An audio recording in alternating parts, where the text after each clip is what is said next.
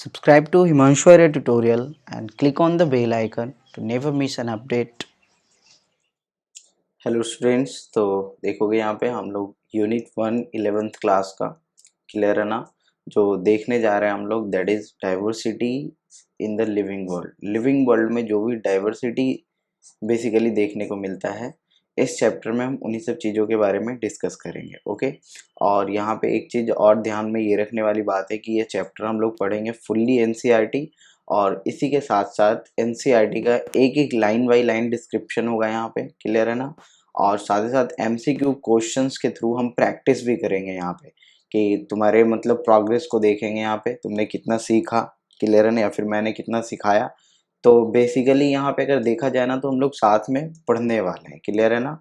तो यहाँ पे कोई भी टेंशन की बात नहीं है, और अगर तुम्हें लगे कि किसी चीज़ को मतलब डिटेल डिस्क्रिप्शन चाहिए, तो तुम मुझे टेलीग्राम पे मैसेज कर सकते हो। मैं कोशिश करूँगा फिर उसे उस पर्टिकुलर टॉपिक को, क्लियर है, मैं बोर्ड के थ्रू पढ़ाकर, वाइट बोर्ड के थ्रू पढ़ाकर तुम्हें समझाने की कोशिश करूँ। तो यहाँ पे देखो फर्स्ट यूनिट ये 11th क्लास का है, जिसमें कि हमें टोटल 4 चैप्टर पढ़ने हैं, जिसमें पहला चैप्टर लिविंग वर्ल्ड है, जो कि यहाँ शुरू करेंगे हम लोग। Then second one is biological classification, then the third is plant kingdom and the fourth is animal kingdom. तो ये 4 चैप्टर हमें इस चैप्टर में बेसिकली पढ़ने हैं। ओके, इस यूनिट में बेसिकली 4 चैप्टर पढ़ने हैं। तो यहाँ पे देखना, इस यूनिट का कुछ डिस्क्रिप्शन दिया गया यहाँ पे, उन सब चीज़ों को समझेंगे पहले। And it says that biology is science of life form and living process. ये तो समझते ही होंगे सभी, बायोलॉजी क्या है, तो लाइफ फॉर्म, डिफरेंट जो लाइफ फॉर्म्स प्रेजेंट है। बायो मीन्स बेसिकली लाइफ ही होता है, क्लियर है ना, और लोगस मीन्स स्टडी होता है। तो लाइफ फॉर्म्स के स्टडी को ही हम बायोलॉजी बोलते हैं, क्लियर है ना। अगर तोड़ के देखो बायोलॉजी को, तो ये क्या मले बनेगा, तो एक तो तुम्हारा बायो बन जाएगा and the second one is logos बन जाएगा, क्लियर है ना। सो यहाँ पे क्या हो गया कि लाइफ फॉर्म की स्टडी, ओके, एंड साथ साथ लिविंग प्रोसेसेस की स्टडी। तो लाइफ फॉर्म है, वहाँ लिविंग प्रोसेस हो रहे हैं, क्लियर है ना, जैसे लाइफ प्रोसेस समझते हो। The living world comprises an amazing diversity of living organisms. Okay, early man could easily perceive the difference between inanimate, समझेंगे यहाँ पे, inanimate मतलब क्या होता है, तो inanimate का मतलब होता है non living.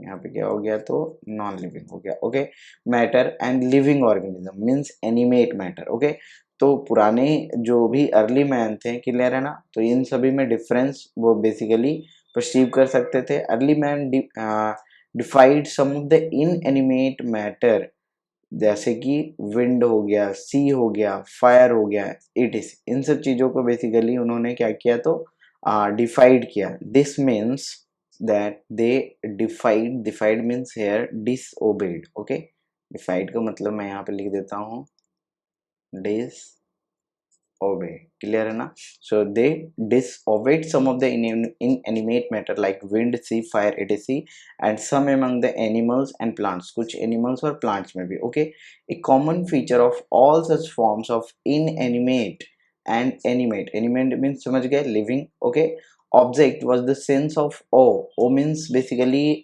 if a sense of क्या बोल सकते हो, joy बोल सकते हो, क्लियर है ना।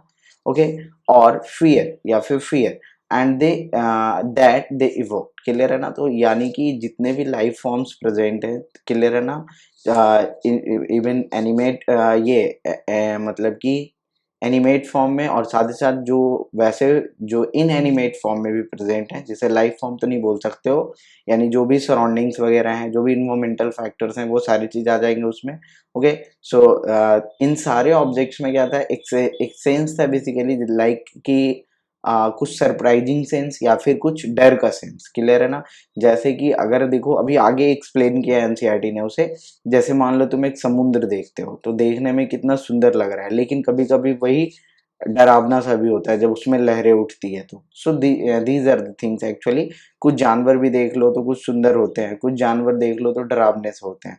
सो these are the thing. The description of living organisms including human beings begin much later in human society, यानी डिस्क्रिप्शन में जो लाइफ फॉर्म में जो लिविंग बीइंग्स का बेसिकली डिस्क्राइब करना शुरू किया लोगों ने, वो मतलब कि ह्यूमन हिस्ट्री में काफी बाद में हुआ, क्लियर है ना। Societies which indulged in anthropocentric view of biology could register limited anthropocentric view means कि human को center में रखते हुए, clear है ना, keeping the human beings as a central element, okay. So this is the anthropocentric view of biology could register limited progress in biological knowledge, क्योंकि उन्हें सिर्फ किसके बारे में जानना था, तो ह्यूमन के बारे में जानना था, क्लियर है ना।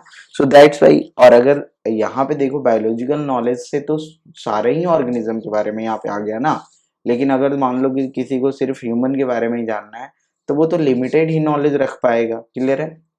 सो this is the case. Systematic and monumental description of life forms wotting out of the necessity detailed system of identification, nomenclature and classification। important point है आइडेंटिफिकेशन, नोमेनक्लेचर एंड क्लासिफिकेशन, ये तुम्हारे टैक्सोनॉमिकल टर्म्स हैं, यानी taxonomy में ये तीनों terms आते हैं।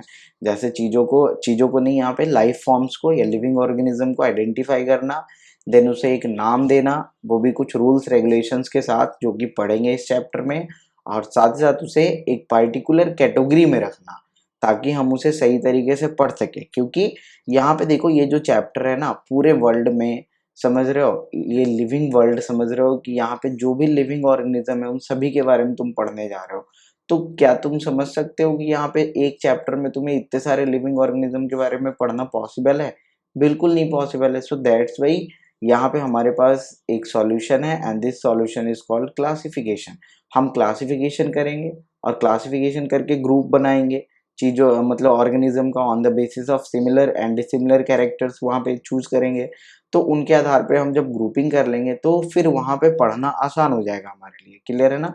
The biggest spin of such studies was the recognition of the sharing of similarities, clear है ना, among living organism both horizontally and vertically. Horizontally vertically कहने का मतलब यहाँ पे क्या हुआ, हॉरिजॉन्टली मीन्स कि जैसे जो एक ही जनरेशन में डिफरेंट ऑर्गेनिजम्स हैं तो उनमें क्या क्या सिमिलैरिटीज है, और वर्टिकली मीन्स कि उनके एंसेस्टर से क्या सिमिलैरिटीज मिल रहा है, क्लियर है ना।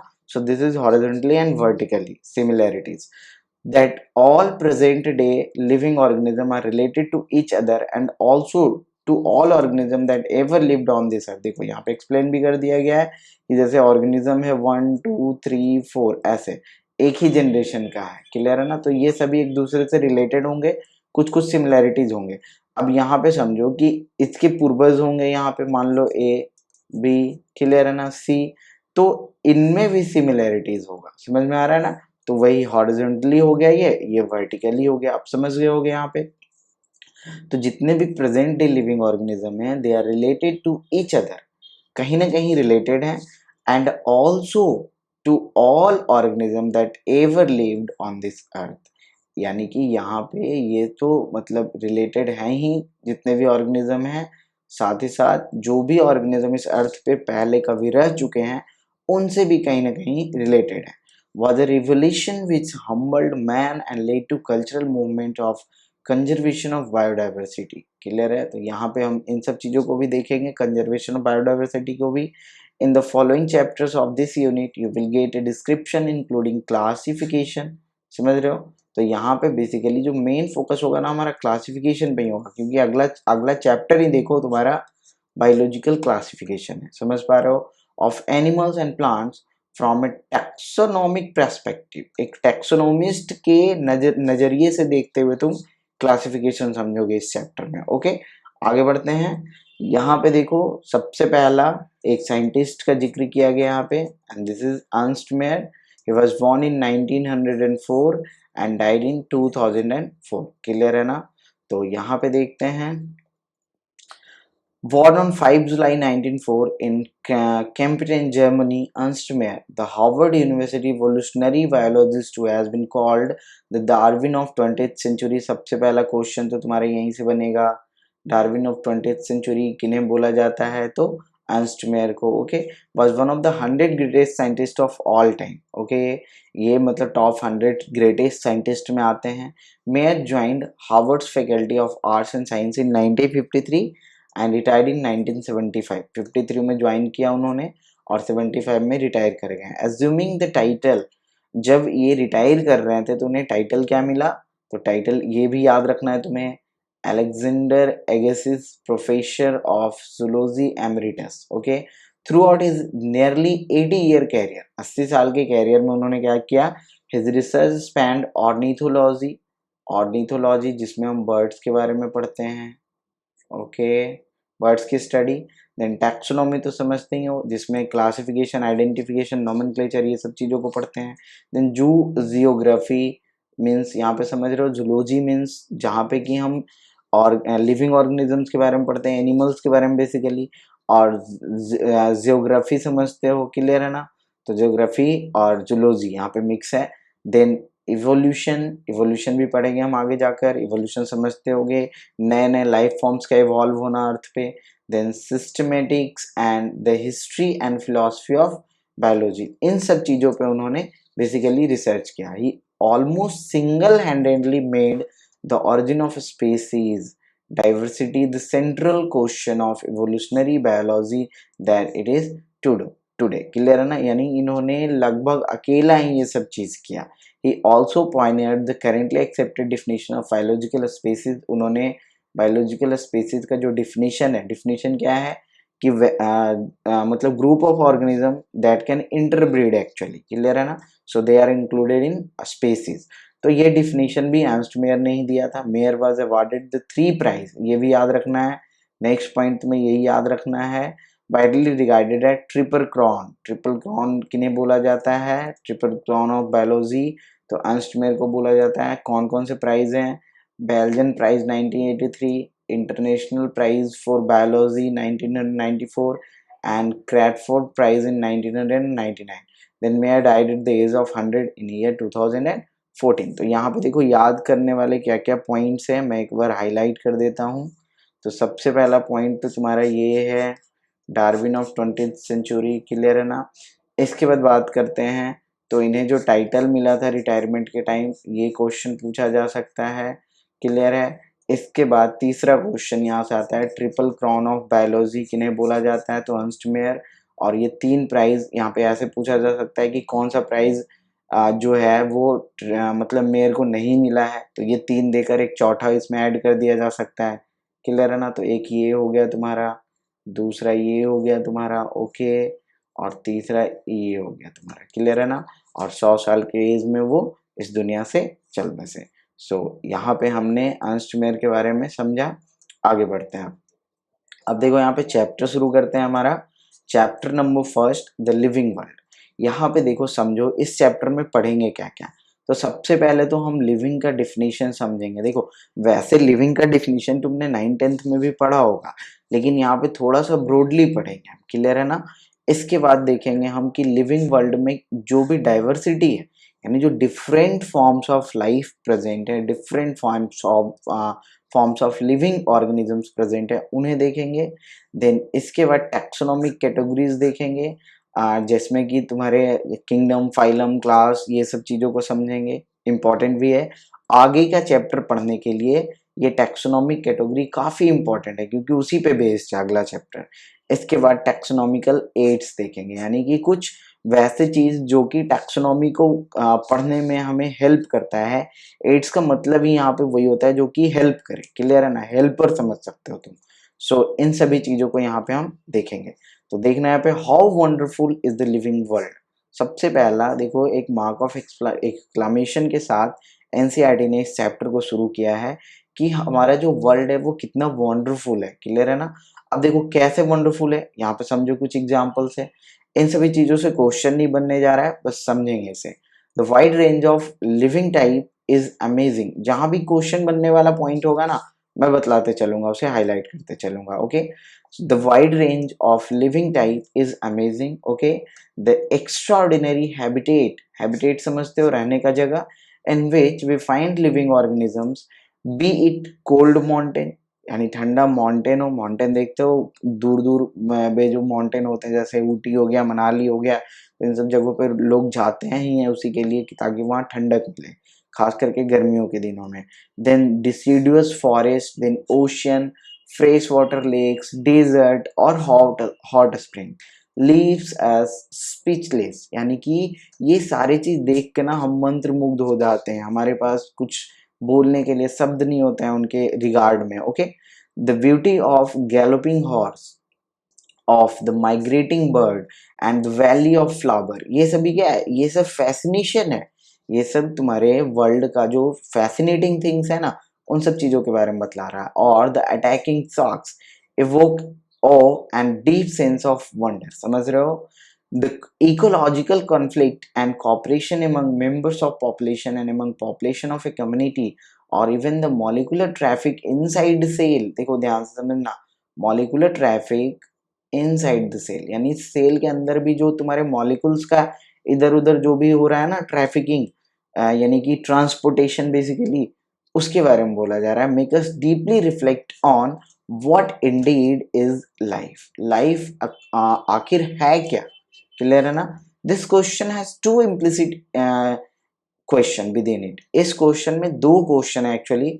पहला क्वेश्चन क्या है, एक टेक्निकल क्वेश्चन है and seeks answer to what living is as opposed to the non living, यानी नॉन लिविंग के कंपैरिजन में अगर हम देखते हैं तो लिविंग क्या है आखिर। ओके, और दूसरा क्वेश्चन जो है जिसका कि हमें इस चैप्टर से कोई लेना देना नहीं है, वो तुम्हारा फिलोसफिकल क्वेश्चन है and seeks answer to what is the purpose of life. Okay, और ये पर्पस ऑफ लाइफ तो तुम डेली सुनते ही होगे, बहुत सारे संत महात्मा और ऋषि मुनि हुए हैं जो अक्सर प्रवचन देते रहते हैं कि जीवन का मकसद क्या है, इस धरती पे आए हो तो क्या करने आए हो, क्या क्या करके जाओगे। So these are the things actually जिसका हमें इस चैप्टर में कोई लेना देना नहीं है, हम सिर्फ पहले वाले को देखेंगे। साइंटिस्ट एज साइंटिस्ट, देखो यहाँ पे हम लोगों को यानी एक्चुअली में तुम लोगों को साइंटिस्ट ट्रीट कर रहे हैं एनसीईआरटी, समझ रहे हो ना, क्योंकि you are the future scientist actually, अगर देखा जाए तो, है ना, तुम्ही में से कोई साइंटिस्ट बनेगा ना आगे जाकर। सो एज साइंटिस्ट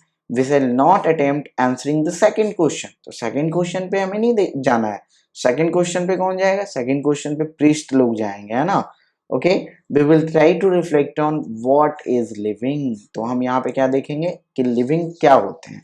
अब देखो आगे के जो पॉइंट्स हैं वहां पे लिविंग के कुछ कैरेक्टर्स आएंगे, उनमें कुछ डिफाइनिंग कैरेक्टर्स होंगे, और जो डिफाइनिंग कैरेक्टर्स आएंगे हमें उन्हें बेसिकली सही से समझना होगा, क्लियर है ना यहाँ पे। तो देखना है यहाँ पे आगे, सबसे पहला सेक्शन यहाँ पे एनसीईआरटी में दिया गया है, व्हाट इज लिविंग, लिविंग आखिर है क्या। तो देखते हैं यहाँ पे लिविंग क्या है। Okay, when we try to define living we conventionally look for distinctive characteristics exhibited by living organism। जब भी तुम लिविंग ऑर्गेनिज्म को डिफाइन करने की कोशिश करते हो तो तुम देखते क्या हो, तुम उन सारे कैरेक्टर को ही देखते हो ना जो उस पर्टिकुलर लिविंग ऑर्गेनिज्म में है। जैसे देखो क्या है, ग्रोथ है, रिप्रोडक्शन है, ability to sense environment, clear है ना, and mount a suitable response come to our mind, clear है ना, यानी कि इन्वायरमेंट को सेंस करके उस पर एक सुटेबल रिस्पॉन्स करना। सो this is basically consciousness. Okay, तो यहाँ पे समझ रहे हो, ग्रोथ हो, रिप्रोडक्शन हो, और साथ ही साथ स्टिमुलस पे रिस्पॉन्स करे, क्लियर है ना। तो यहाँ पे sense environment and want suitable response, इसका मतलब क्या हुआ, स्टिमुलस एंड रिस्पॉन्स। तुमने 10th में कंट्रोल कोऑर्डिनेशन में पढ़ा भी होगा, स्टिमुलस एंड स्टिमुलस आएगा तो रिस्पॉन्स भी आएगा ही आएगा। Okay, so stimulus and response. Okay, आगे देखते हैं यहाँ पे, immediately as unique features of living organism में ये सब चीजों को हम देखते हैं, और जिस भी ऑर्गेनिज्म में ये सारे फीचर्स प्रेजेंट होंगे वो हमारे लिए लिविंग ऑर्गेनिज्म होगा, यहाँ पे कोई डॉट नहीं होना चाहिए। आगे देखते हैं, one can add a few more features, कुछ और भी फीचर्स इसमें ऐड कर सकते हो, like metabolism, ability to self replicate and self organise, interact and emergence to the list. इन सभी चीजों को हम लिस्ट में और भी ऐड कर सकते हैं। Let's try to understand each of this. अब हर पॉइंट को एक एक करके यहाँ पे एनसीईआरटी में हम लोग समझने की कोशिश करेंगे। तो सबसे पहला देखो ग्रोथ है, तो यहाँ पे क्या बोल रहा है NCERT, all living organism grow, clear है ना। Increase in mass and increase in number of individual are twin characteristics of growth. देखो यहाँ पे समझना दो चीज है, मास में बढ़ना और सेल का नंबर बढ़ना, ये दोनों ट्विन कैरेक्टरिस्टिक्स हैं। दैट मीन्स कि दोनों एक साथ ही होता है। जैसे ही सेल का नंबर बढ़ रहा है दैट मीन्स मास भी तो अल्टीमेटली बढ़ ही रहा है ना तुम्हारे बॉडी का। या फिर यूं कहो कि एक ऑर्गेनिज्म है, उसका साइज काफी छोटा है, धीरे धीरे वो साइज में इंक्रीज कर रहा है, सो दैट मीन्स उसका मास भी बढ़ रहा है और साथ ही साथ उसका सेल का नंबर बढ़ रहा है। या यूं कहूँ टू बी प्रिसाइज कि उनका सेल का नंबर बढ़ रहा है, सेल डिवीजन की वजह से ग्रोथ हो रहा है। क्लियर है ना, इतना तो पढ़ते होगे। ग्रोथ इज इक्वल टू, अगर मैं देखूं तो सेल डिवीजन बोल सकता हूँ यहाँ पे, क्योंकि बिना सेल डिवीजन के ग्रोथ तो होगा ही नहीं। Okay, so growth equal to cell division. अब सेल डिवीजन का मतलब कि न्यू सेल का फॉर्मेशन। तो यहाँ पे क्या होगा, जो सेल का जो नंबर है वो इंक्रीज कर जाएगा, और जब नंबर इंक्रीज करेगा तो मास तो ऑटोमेटिकली इंक्रीज कर जाएगा ना। समझ पा रहे हो? Okay, so these two are twin characteristics of growth. A multicellular organism grows by cell division। समझ रहे हो? In plants this growth by cell division occurs continuously throughout the life span। ये तुमने पढ़ा भी होगा पिछले क्लास में कि प्लांट में खास करके मेरिस्टेमेटिक टिश्यू में क्या होता है, तो through out the life span growth होता है। क्लियर है ना? और कहाँ होता है, तो ये होता है तुम्हारा मेरिस्टेमेटिक टिश्यू में। ओके, आगे बढ़ते हैं। In animals this growth is seen only up to a certain age. लेकिन एनिमल में क्या है, कुछ ही एज तक तुम ग्रोथ देख सकते हो, उसके बाद ग्रोथ रिटायर्ड हो जाता है। However cell division occur in certain tissue to replace lost cell. लेकिन हाँ, सेल डिवीजन होता रहेगा ताकि पुराने वाले जो सेल मर गए हैं एक सर्टेन लाइफ स्पैन के बाद, तो उसे क्या किया जा सके, तो रिप्लेस किया जा सके। Okay, unicellular organisms grow by cell division. Cell division से ग्रो करते हैं यूनिसेलुलर ऑर्गेनिज्म। अब यूनिसेलुलर ऑर्गेनिज्म में एक चीज समझना, यूनिसेलुलर ऑर्गेनिज्म में क्या है कि सेल डिवीजन एक टाइप ऑफ रिप्रोडक्शन भी है और साथ साथ ग्रोथ भी है, तो दोनों यहाँ पे ट्विन कैरेक्टरिस्टिक्स हो जाएगा। Okay, one can easily observe this in in vitro culture. In vitro culture समझते हो, जो लैब में हम कल्चर मीडिया में बेसिकली ग्रोथ करवाते हैं माइक्रो ऑर्गेनिजम्स का। Okay, so in vitro culture by simply counting the number of sales under the microscope. तो वहां पे बेसिकली मान लो कि बैक्टीरिया का सेल है या बैक्टीरिया ही है, क्योंकि after all this is unicellular actually. Okay, so वहां पे हम अगर नंबर उसका देखें तो कुछ समय बाद जब उसे न्यूट्रिशन मिलेगा तो वहां पे डिवाइड करेगा और थोड़े समय बाद वहां उनका नंबर बढ़ जाएगा। तो फिर नंबर बढ़ गया, दैट मीन्स कि वो डिवाइड कर रहे हैं। In majority of higher animals and plants, बहुत सारे एनिमल और प्लांट की अगर बात करें तो growth and reproduction are mutually exclusive events. समझना यहाँ पे, ग्रोथ और रिप्रोडक्शन क्या है, तो एक्सक्लूसिव इवेंट है। एक्सक्लूसिव इवेंट मतलब कि अलग अलग इवेंट है। क्लियर है ना? One must remember that increase in body mass is considered as growth. तो अगर बॉडी मास में इंक्रीज हो रहा है तो उसी को क्या बोलोगे, ग्रोथ बोलोगे। Non living objects also grow if we take increase in body mass as a criteria for growth. Clear है ना? तो नॉन लिविंग में भी ग्रोथ होता है and that is actually extrinsic growth. तो इसे हम एक्सट्रिंजिक ग्रोथ बोलेंगे। एक्सट्रिंजिक ग्रोथ मीन्स कि outside the body, growth from outside the body, यानी कि यहाँ पे कुछ सब्सटेंस का एक्युमुलेशन होगा बॉडी के बाहर। लेकिन वही अगर इंट्रिंजिक ग्रोथ की बात करें, क्लियर है ना, एनिमल और प्लांट की अगर बात करें तो यहाँ पे क्या हो रहा है, यहाँ पे हो रहा है तुम्हारा इंट्रिंजिक ग्रोथ। और इंट्रिंजिक का मतलब क्या हो गया कि बॉडी के अंदर सेल का नंबर बढ़ रहा है, मास बढ़ रहा है, ग्रोथ हो रहा है, so that is a intrinsic growth. और इंट्रिंजिक ग्रोथ जो हो गया वो बेसिकली तुम्हारा एक तरह से डिफाइनिंग कैरेक्टरिस्टिक्स हो जाएगा, बट एक्सट्रिंजिक ग्रोथ नहीं होगा। ये बात को तुम्हें समझना होगा। अब देखो आगे एनसीईआरटी क्या बोलती है, objects also grow, non living objects also grow. Clear है ना? Mountains, boulders and sand mounts do grow, ये सब भी ग्रो करते हैं क्योंकि उसमें एक्यूमुलेशन होता जाता है चीजों का। However, this kind of growth exhibited by non-living object is by accumulation of material on the surface। समझ रहे हो? सरफेस पे बाहर से बेसिकली एक्सटर्नली चीजों का डिपोजिशन होता है and that's why they grow. तो इसे तुम डिफाइनिंग कैरेक्टरिस्टिक्स में नहीं रख सकते हो। Living organism growth is from inside, और लिविंग ऑर्गेनिज्म में अगर बात करें तो ग्रोथ कहाँ से हो रहा है, इनसाइड से हो रहा है। क्लियर है ना? तो इसे एक बार मार्क कर लोगे, एक बार जल्दी से इसे मार्क कर लो, फिर मैं आगे बढ़ता हूँ। तो यहाँ पे समझना क्या है, growth exhibited by non-living object is accumulation of material on the surface, while in living organism growth is from inside। Clear है ना? तो ये ग्रोथ समझ गए यहाँ पे तक, आगे बढ़े हैं। Therefore growth can not be taken as defining property of living organism. देखो डिफाइनिंग प्रॉपर्टी वही होगा जो कि मतलब सारे लिविंग ऑर्गेनिज्म में प्रेजेंट हो और साथ साथ नॉन लिविंग में प्रेजेंट नहीं हो। लेकिन ग्रोथ की अगर बात कर रहे हैं तो वो नॉन लिविंग में भी आ रहा है ना, भले ही एक्सट्रिंसिक टाइप ऑफ ग्रोथ आ रहा है लेकिन आ रहा है। सो ये डिफाइनिंग प्रॉपर्टी नहीं है। लेकिन अगर इंट्रिंसिक ग्रोथ की बात करो सेपरेटली, यहाँ पे देखो सिंपली ग्रोथ की बात कर रहे हैं एनसीईआरटी, है ना? तो अगर तुम इंट्रिंसिक ग्रोथ की बात करो so that can be included under defining property, क्योंकि वो तो लिविंग ऑर्गेनिज्म में हो रहा है ना। तो यहाँ पे समझना ये डिफाइनिंग प्रॉपर्टी नहीं है ऑर्गेनिज्म का। Conditions under which it can be observe in non living organism have to be explain. तो देखो डिफाइनिंग प्रॉपर्टी होने के लिए क्या होना चाहिए, तो वो सारे कंडीशंस यहाँ पे एप्लीकेबल होने चाहिए। क्लियर है ना? जिसमें कि सारे ऑर्गेनिज्म में ही वो एक्सप्लेन हो सके। क्लियर है ना? and and then we understand that it is a characteristics of living system। तो conditions under which it can be observed in all living organism, सारे living organism में observe कर सकते हैं and have to be explained, और फिर उसे explain भी करना होगा। and then we can understand that it is a characteristics of living organism। a dead organism does not grow। clear है? dead organism grow नहीं करता, ये तुम्हें पता होगा। आगे बढ़ते हैं।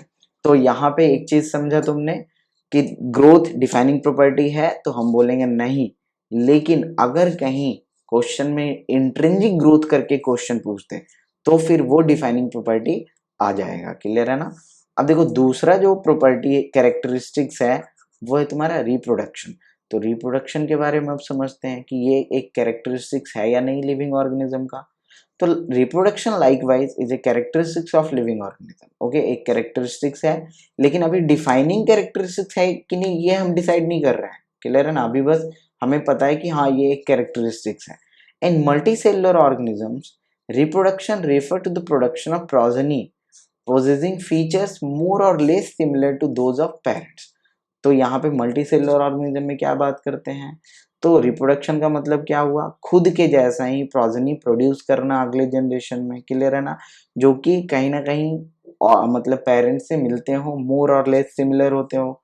इनवेरिएबली एंड इम्प्लिसिटली भी रेफर टू सेक्सुअल रिप्रोडक्शन। यहाँ पे हम किसकी बात कर रहे हैं, तो सेक्सुअल रिप्रोडक्शन की। Okay, organism is produce by asexual means also, और साथ ही साथ एसेक्सुअल रिप्रोडक्शन की भी बात कर रहे हैं। Fungi multiply and spread easily due to the millions of asexual spores they produce. यहाँ पे समझते होगे कि फंगी जो होता है यहाँ पे तुम्हारा स्पोर फॉर्मेशन देखने को मिलता है। क्लियर है ना?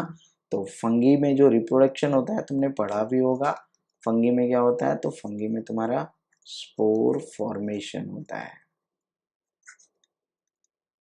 ओके, तो यहाँ पे देखो आगे बढ़ते हैं। Lower organism like yeast and hydra, yeast और हाइड्रा यहाँ पे तुम्हें बडिंग देखने को मिलता है। We observe budding. Okay, in planaria और flatworm we observe true regeneration. Regeneration में क्या होता है, तो एक ऑर्गेनिज्म डिफरेंट ऑर्गेनिज्म में स्प्लिट हो जाता है basically. That is fragmented organism regenerate the lost part. तो लॉस्ट पार्ट वहां पे वापस आ जाता है प्लेनेरिया के केस में। Its body and become a new organism, फिर वो एक नया ऑर्गेनिज्म बन जाता है। The fungi, the filamentous algae, the protonema of mosses all easily multiply by fragmentation। तो ये सभी क्या है, फ्रेगमेंटेशन से मल्टीप्लाई कर रहे हैं। When it comes to unicellular organism like bacteria, अब देखना यहाँ पे समझना यूनिसेलुलर ऑर्गेनिज्म में प्रॉब्लम आ जाएगा। क्या प्रॉब्लम होगा समझना, उसके पहले यहाँ पे कुछ इंपॉर्टेंट पॉइंट्स हैं, उसे तुम अंडरलाइन कर लोगे। क्या क्या है, तो यहाँ पे देखो सबसे पहला तो तुम्हें याद रखना होगा कि फंगी जो है वो तुम्हारा कैसे रिप्रोडक्शन कर रहा है, तो स्पोर फॉर्मेशन से। क्लियर है ना? और ईस्ट और हाइड्रा जो है वो तुम्हारा बडिंग कर रहा है। प्लेनेरिया या फ्लैट वॉर्म जो है ये ट्रू रीजनरेशन कर रहा है। क्लियर है ना? तो यहाँ पे समझ गया, और साथ ही साथ यहाँ पे बस यही सभी चीज थे। क्लियर है ना? अब आगे बढ़ते हैं हम लोग। आगे देखना यहाँ पे, when it comes to unicellular organism like bacteria, bacteria का केस है, इंपॉर्टेंट है, ध्यान से समझना। यूनिसेलुलर अल्गी और अमीवा, अल्गी हो या फिर अमीवा हो, reproduction is synonymous with growth.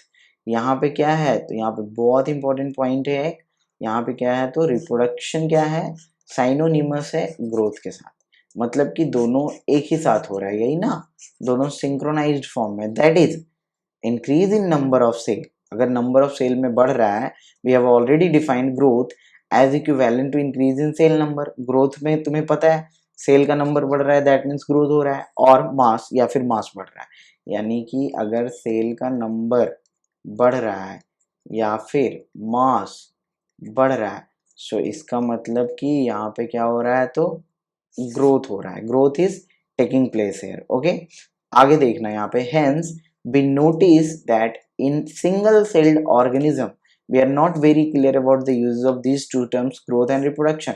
तो यहाँ पे देखो सेल का नंबर जो मान लो बढ़ गया, तो क्या ये ग्रोथ है या ये फिर रिप्रोडक्शन है, यहाँ पे हम क्लियर ही नहीं हो पा रहे हैं, क्लियर है ना। तो इसीलिए यहाँ पे एनसीईआरटी ने बोला है कि reproduction is synonymous with growth in unicellular organisms like bacteria, algae, amoeba, इन सभी चीजों में, क्लियर है ना। आगे बढ़ते हैं, तो ग्रोथ एंड रिप्रोडक्शन इन दोनों टर्म्स का क्या यहाँ पे सही, मतलब कि एक बाउंड्री डिसाइड करना, हमने बाउंड्री डिसाइड नहीं कर पा रहे हैं एक्चुअली, क्लियर है ना। Further there are many organism which do not reproduce.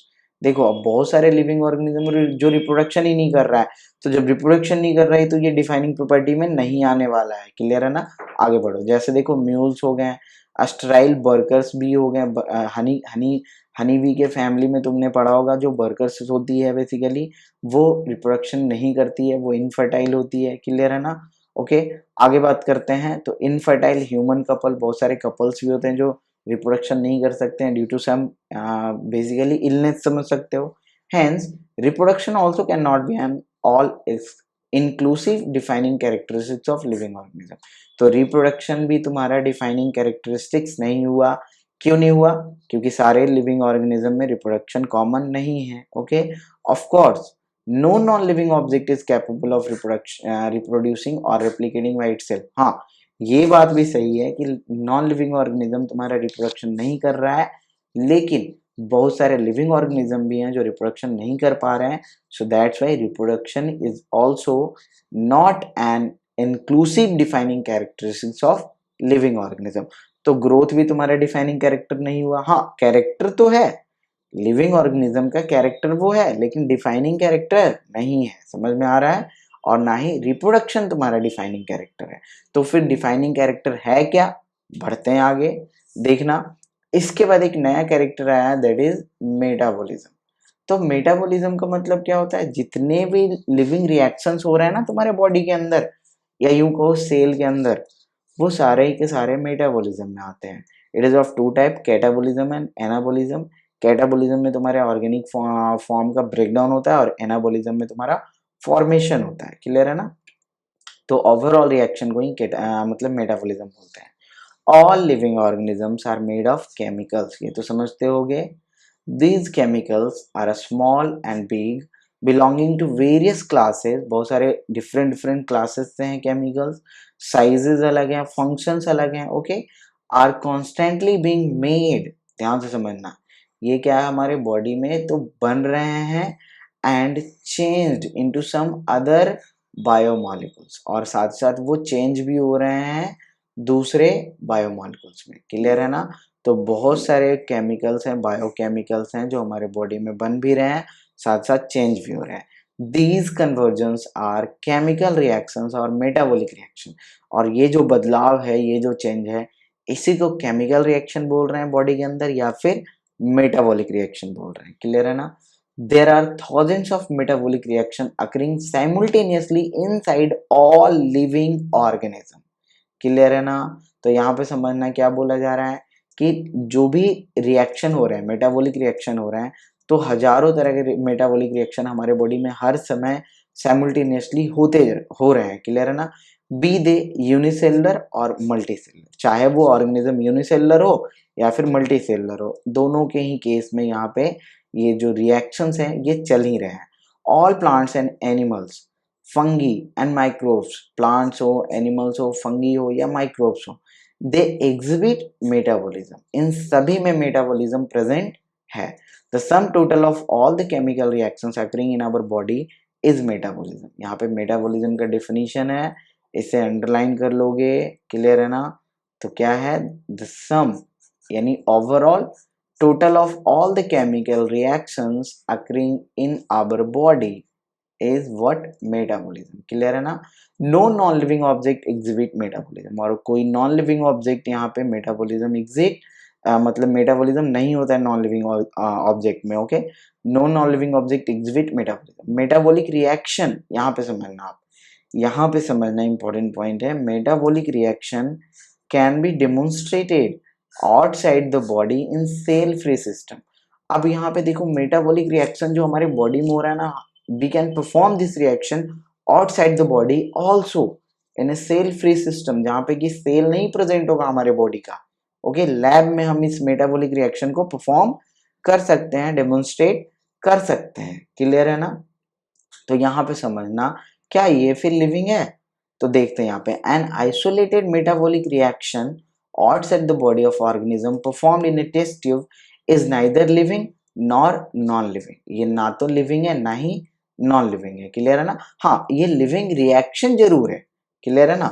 यहाँ पे समझना, इस पॉइंट को मैं अंडरलाइन कर देता हूं. यहाँ पे क्या लिखा है, तो यहाँ पे समझना, कहाँ चला गया, isolated metabolic reaction outside the body of an organism performed in a test tube is neither living nor non-living. Clear है ना. हाँ, तो फिर ये क्या है, तो ये है तुम्हारा लिविंग रिएक्शन. क्लियर है ना. लिविंग ऑर्गेनिजम्स नहीं बोलेंगे बल्कि लिविंग रिएक्शन बोलेंगे. क्लियर है ना. आगे देखना है यहाँ पे, hence while metabolism is a defining feature of all living organisms without exception, isolated metabolic reaction in vitro are not living things but surely living reaction. देखो यहाँ पे लिखा भी है. क्लियर है ना. तो इसे अंडरलाइन कर लेना, metabolic reaction in vitro are not living things but surely living reactions. तो ये क्या है, लिविंग रिएक्शन है, ना कि तुम्हारा लिविंग ऑर्गेनिज्म है. समझ में आ रहा है यहाँ पे. तो देखो, सबसे पहला हमें डिफाइनिंग फीचर मिल गया यहाँ पे. क्लियर है ना.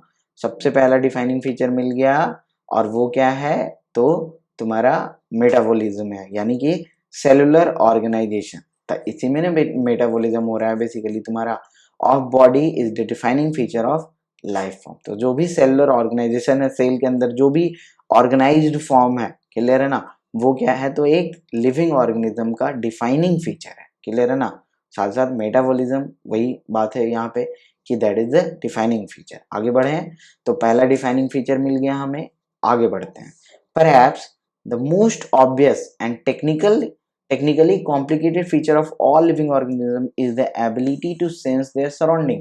वही stimulus response और environment and respond to their environmental stimuli.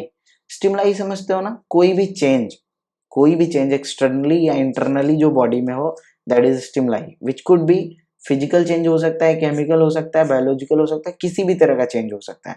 तुमने 10th क्लास में पढ़ा भी होगा different type of receptors. Clear है ना, जो डिफरेंट टाइप के चीजों को सेंस करता है बॉडी में. We sense our environment through our sense organs.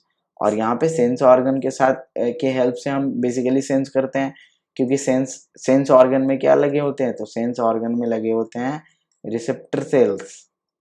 यहाँ पे तुम्हें रिसेप्टर सेल्स मिल जाते हैं ना, जैसे thermo receptor, photo receptor, stato receptor, olfacto receptor. तो ये सभी चीज तुमने 10th में पढ़ा होगा. Plants respond to external factors like light, water, temperature, other organisms and pollutants etc. इन सभी चीजों पे क्या करता है, तो रिस्पॉन्स करता है, वो रिस्पॉन्ड करता है ऑर्गेनिज्म. इवन प्लांट भी. All organisms from the prokaryotes to the most complex eukaryote can sense and respond to environmental cues. जो भी environment में changes होते हैं उसको sense कर सकता है, even prokaryote भी और most complex eukaryote भी. क्लियर है ना. और साथ साथ उस पर रिस्पॉन्ड कर सकता है. क्लियर है ना. So photo period affect reproduction in seasonal breeders. Seasonal breeders जो होते हैं बेसिकली उनमें फोटो पीरियड मीन्स कि कितने समय के लिए लाइट मिल रहा है, क्लियर है ना। फोटो पीरियड का मतलब हो गया कितने समय के लिए लाइट मिल रहा है, ओके। सो ये सीजनल ब्रीडर्स में बेसिकली रिप्रोडक्शन को अफेक्ट करता है, बोथ प्लांट्स एंड एनिमल्स दोनों में ही। All organisms handle chemical entering their bodies, जो भी केमिकल बॉडी के अंदर जा रहा है तो उसे हैंडल करता है हमारा body. All organism therefore are aware of their surrounding, तो इंटरनल सराउंडिंग और साथ साथ एक्सटर्नल सराउंडिंग दोनों ही चीज के लिए एक तो ऑर्गेनिज्म क्या होता है तो अवेयर होता है, मीन्स कि मतलब एक तरह से जानो कि उसके बारे में उसे पता होता है, सेल्फ अवेयर होता है। Human being is the only organism who is aware of himself. अब यहाँ पे देखो दो चीज आएगा, एक तुम्हारा कॉन्सियसनेस आएगा तो, और दूसरा तुम्हारा सेल्फ कॉन्सियसनेस आएगा, that is it has self consciousness.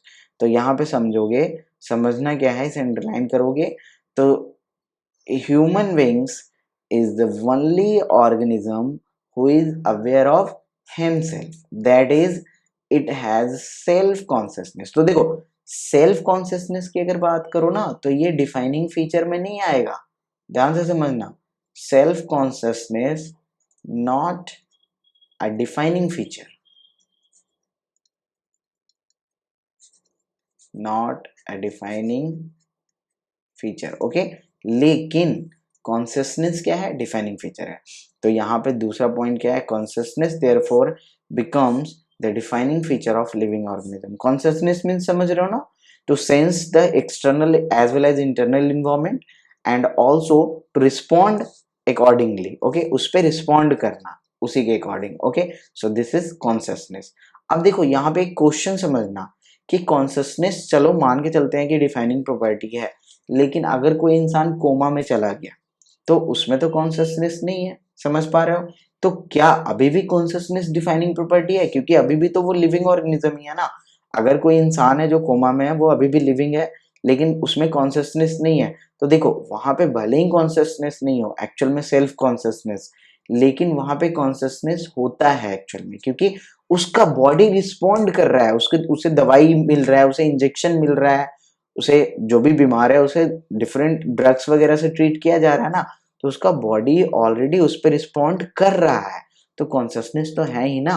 देखो यहाँ पे समझना, when it comes to human beings it is all the more difficult to define the living state. यहाँ पे थोड़ा सा डिफिकल्ट हो जाता है लिविंग स्टेट को डिफाइन करना। We observe patient laying in coma in hospitals, virtually supported by machines which replace heart and lungs. तो यहाँ पे हार्ट लंग्स सब काम करना बंद कर दिया है, मशीन के थ्रू बेसिकली उसके हार्ट और लंग को रिप्लेस कर दिया गया है। The patient is otherwise brain dead, उसका ब्रेन बिल्कुल काम नहीं कर रहा है, क्लियर है ना। So the patient has no self consciousness, clear है ना।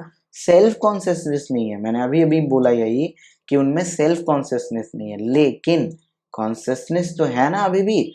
Are such patient who never come back to normal life, यानी एक ऐसे पेशेंट की बात कर रहे हैं एनसीईआरटी जो कि अपने लाइफ में नॉर्मल कभी होने वाला है ही नहीं, वो लाइफ टाइम कोमा में ही रहने वाला है। तो क्या ये लिविंग है या फिर नॉन लिविंग है, तो बिल्कुल लिविंग है, क्लियर है ना, क्योंकि इसका बॉडी क्या कर रहा है, रिस्पॉन्ड कर रहा है। तो इनमें सेल्फ कॉन्सियसनेस भले ही नहीं है लेकिन they have consciousness, they are actually क्या कर रहे हैं तो responding towards the medicine, their body is responding towards the medicine, okay। In higher classes you will come to know that all living phenomena are due to underlying interactions। जितने भी living phenomena हो रहे हैं वो क्या हो रहा है, तो जो भी इंटरेक्शंस हो रहे हैं ना सेल के अंदर डिफरेंट चीजों में, उन्हीं की वजह से हो रहा है। Properties of tissue are not present in the constituent of cell but arises as a result of interaction among the constituent cell। समझ में आ रहा है कि टिश्यू की जो प्रॉपर्टी है ना वो सेल में प्रेजेंट नहीं होता है, एक सिंगल सेल में, लेकिन वो जो प्रॉपर्टी होता है टिश्यू का वो कब आता है, जब डिफरेंट सेल्स एक दूसरे के साथ मिलते हैं तभी तो वो आता है ना, समझ में आ रहा है। Similarly properties of cellular organelles, cellular organelle समझ रहे हो, सेल के अंदर के organelles are not present in the molecular constituent of the organelle but arise as a result of interaction among the molecular components comprising the organelle। तो organelles में जितने भी मॉलिकुलर कंपोनेंट्स है वो एक दूसरे के साथ इंटरेक्ट करता है तभी वो पर्टिकुलर ऑर्गेनल बेसिकली हमारा बन पाता है, क्लियर है ना, या यूं को इंटरेक्ट कर पाता है एक दूसरे के साथ। These interactions result in emergent properties of at a higher level of organization, और यही इंटरेक्शन जो हो रहा है तभी तो तुम्हारा सेल, फिर टिश्यू, फिर ऑर्गन सिस्टम, फिर बॉडी इस तरीके से हायर लेवल ऑफ ऑर्गेनाइजेशन बना पाता है। Okay, this phenomena is true in the hierarchy of organizational complexity और एट ऑल लेवल। तो जितने भी लेवल पे हम बेसिकली हिरार्ची पढ़ेंगे ऑर्गेनाइजेशनल कॉम्प्लेक्सिटी का, यहाँ पे देखो ऑर्गेनाइजेशनल कॉम्प्लेक्सिटी का मतलब क्या हुआ समझना। जैसे कुछ कुछ ऑर्गेनिज्म होते हैं जो सेलुलर लेवल पे होते हैं, सिर्फ सेल प्रेजेंट होते हैं, कुछ कुछ होते हैं जो टिश्यू लेवल पे होते हैं, कुछ कुछ होते हैं जो ऑर्गन लेवल पे होते हैं, और कुछ कुछ होते हैं जो ऑर्गन सिस्टम लेवल पे होते हैं। तो ये एक हिरार्ची बन गया ना, हिरार्ची ऑफ ऑर्गेनाइजेशनल कॉम्प्लेक्सिटी बन गया। ये कॉम्प्लेक्सिटी क्या हो रहा है, कॉम्प्लेक्सिटी जैसे जैसे नीचे तुम जा रहे हो सेलुलर से ऑर्गन सिस्टम तक, तो वैसे वैसे बॉडी की जो कॉम्प्लेक्सिटी है वो धीरे धीरे बढ़ती जा रही है। क्यों? क्योंकि इंटरेक्शंस यहाँ पे ज्यादा हो रहे हैं basically. Okay, therefore we can say that living organisms are self replicating.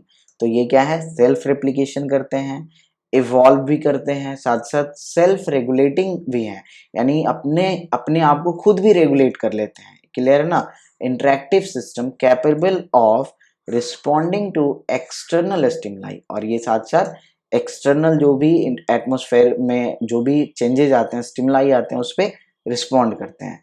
Biology is the history of life on earth. Biology क्या है, तो लाइफ मतलब हिस्ट्री है बेसिकली लाइफ की इस अर्थ पे। Biology is the story of evolution of living organism on earth. और biology क्या है, तो स्टोरी है कि डिफरेंट जो ऑर्गेनिजम्स हैं इस अर्थ पे किस तरीके से आए हैं धीरे धीरे करके। Okay, that is evolution. All living organism present, past and future, जो भी आने वाले हैं या आ चुके हैं या जो प्रेजेंट है, are linked to one another. ये एक दूसरे से लिंक्ड है, कैसे बताया था ना पीछे, वर्टिकली, क्लियर है ना। They share some common characters by the sharing of common genetic material. यहाँ पे जेनेटिक मटेरियल क्या कर रहे हैं, शेयर कर रहे हैं, बट टू वेरिंग डिग्री, लेकिन हाँ चेंजेस के साथ साथ।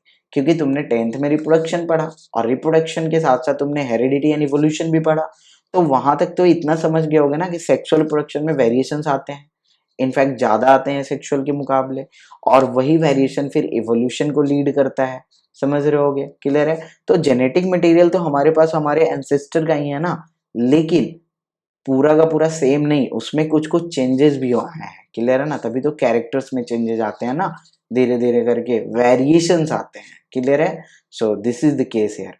तो यहां तक समझ गए, यहां तक तुमने समझा क्या कि डिफाइनिंग कैरेक्टरिस्टिक्स में कौन कौन आ गए तुम्हारे। तो एक तो तुम्हारा मेटाबॉलिज्म आ गया, दूसरा तुम्हारा कॉन्सियसनेस आ गया, सेल्फ कॉन्सियसनेस नहीं आया, क्लियर है ना।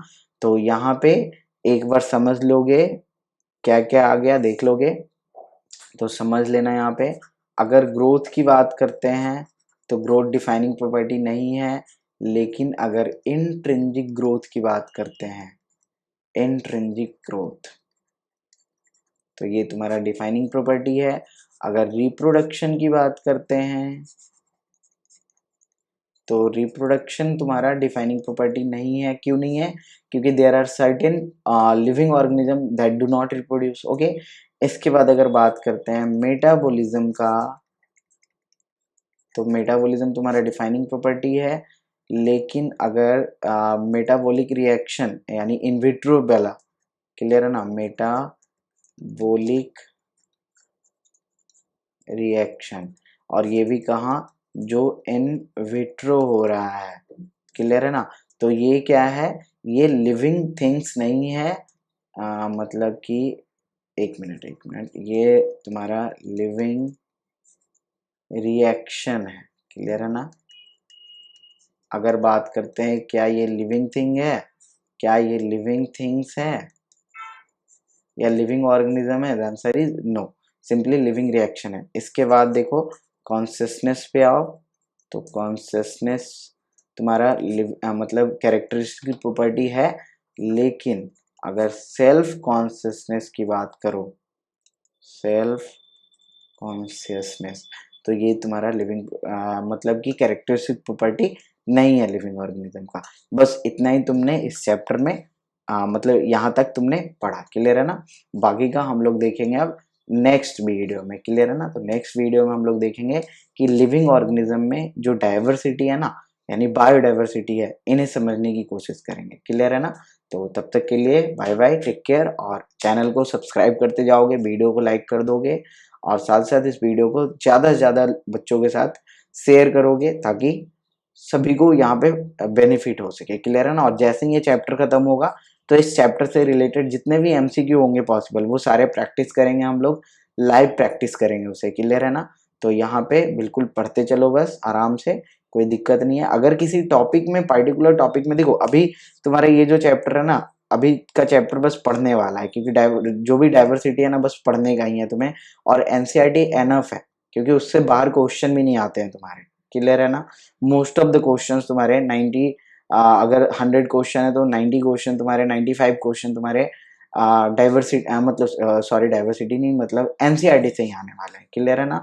तो उसे प्रैक्टिस करेंगे हम लोग साथ में, और साथ साथ कोई प्रॉब्लम हो तो टेलीग्राम जरूर ज्वाइन कर लेना, और वहाँ पे तुम मैसेज कर सकते हो डॉट ग्रुप में, और साथ साथ मैंने अपना नंबर भी दे रखा है, तो चाहो तो मुझे पर्सनली भी मैसेज कर सकते हो, क्लियर है ना। बस परेशान करने की जरूरत नहीं है, ओके। चलो फिर ठीक है, बाय बाय, टेक केयर।